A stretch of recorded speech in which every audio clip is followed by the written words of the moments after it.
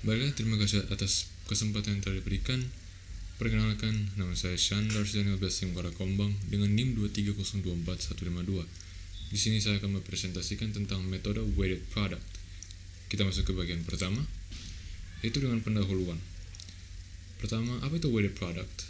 Weighted product atau dikenal sebagai WP adalah salah satu metode multiple criteria decision making atau dipanggil juga dengan MCDM. Dan weighted product digunakan untuk menentukan alternatif terbaik berdasarkan berbagai kriteria penilaian. Kelebihan utama metode WP adalah mempertimbangkan prioritas bobot dan perbandingan rasio antar alternatif. Kita masuk ke bagian selanjutnya, yaitu adalah konsep dasar weighted product. Setiap alternatif dinilai berdasarkan beberapa kriteria. Nilai tiap kriteria dikalikan dalam bentuk vektor S dengan pangkat bobot masing-masing. Bobot kriteria disesuaikan agar totalnya menjadi 1 atau normalisasi bobot, dan hasil akhir berupa vektor V untuk menentukan alternatif terbaik. Kita masuk ke bagian selanjutnya, yaitu dengan rumus weighted product. Di sini kita memiliki rumus normalisasi bobot atau sebagai berikut. Kedua dengan perhitungan vektor S atau rumus perhitungan vektor S sebagai berikut. Dan ketiga dengan perhitungan vektor V sebagai berikut. Jadi, XIJ adalah nilai alternatif ke I pada kriteria ke J. WJ adalah bobot kriteria hasil normalisasi. SI dan VI menentukan peringkat alternatif. Kita langsung ke bagian selanjutnya,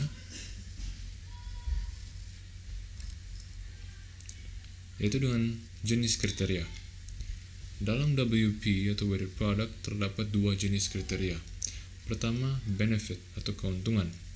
Semakin besar nilainya, maka dia semakin baik. Dan untuk cost atau biaya, semakin kecil nilainya, maka semakin baik. Untuk cost, bobot menjadi negatif. Kita masuk ke bagian selanjutnya, yaitu dengan langkah-langkah metode WP.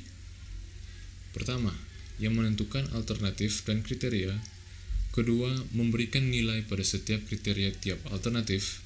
Ketiga, menentukan bobot pada setiap kriteria. Keempat, melakukan normalisasi bobot.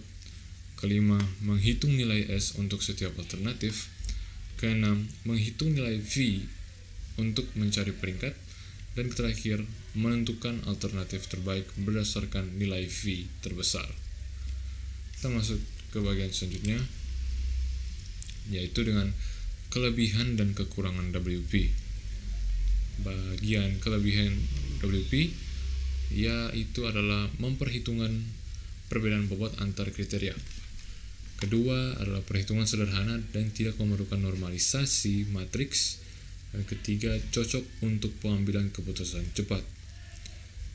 Kita masuk ke bagian kekurangan WP, yaitu nilai sangat sensitif terhadap kriteria cost karena bobot negatif dan tidak cocok untuk data bernilai 0 atau sangat kecil, dan tidak memperhitungkan hubungan antar kriteria. Kita masuk ke slide selanjutnya, yaitu dengan kesimpulan. Metode weighted product adalah metode pengambilan keputusan multikriteria yang menghitung performa alternatif secara multiplikatif berdasarkan bobot yang dinormalisasi. Metode ini efektif, cepat, dan banyak digunakan dalam sistem pendukung keputusan atau SPK, dan alternatif terbaik adalah yang memiliki nilai V tertinggi. Sekian dari presentasi saya, maaf jika ada salah sebut. Terima kasih.